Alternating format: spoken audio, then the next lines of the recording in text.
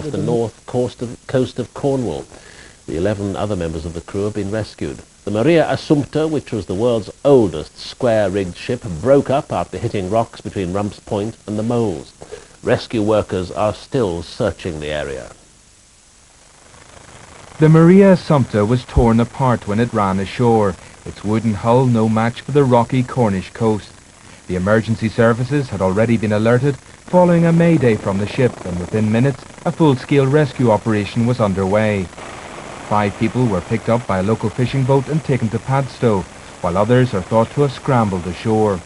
2 helicopters and 3 lifeboats were also involved in the rescue effort. Only the crew were on board the 2-masted ship, which had apparently turned on its engines in a vain attempt to prevent the heavy swell smashing it onto the rocks. There are still 2 people missing, and we are continuing to search.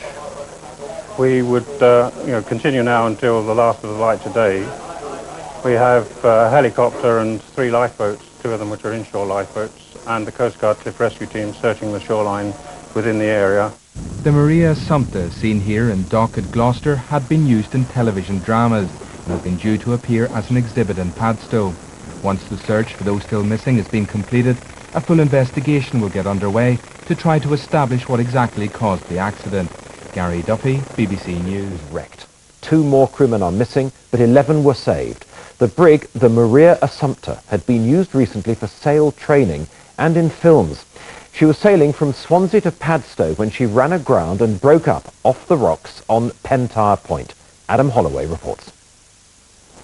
A mayday call from a ship aground on rocks in high wind had Royal Navy helicopters and 3 lifeboats rushing to the scene. They arrived too late. A man in his 50s was dead in the water.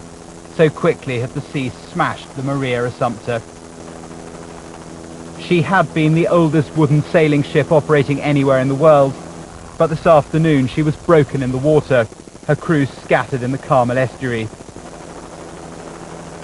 Of the 11 survivors, 5 had been picked out by a fishing boat, the others winched to safety.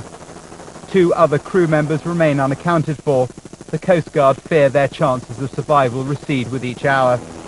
The survivors were taken from the water, all suffering from hypothermia.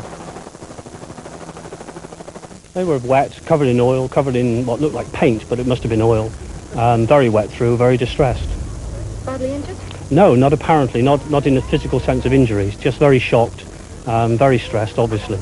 And they were brought into the harbour master's office here and warmed up a little bit, and then they were eventually transferred to hospital by conventional ambulance. Built 137 years ago to traverse the Atlantic, she spent the last few years as a sail training vessel, well equipped with inflatables and dinghies. They too now float with the wreckage. But it could have been even worse. The Maria Asumpta had earlier dropped off a trainee crew of 24 teenagers at Swansea.